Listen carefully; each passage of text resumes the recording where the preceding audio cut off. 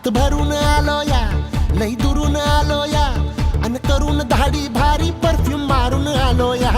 अग समद्या पोरात म्या लई जोरात रंगात आलो या. झाले झिंग झिंग झिंग झिंग झिंग झिंग झिंग झिंग झिंग झिंग झिंग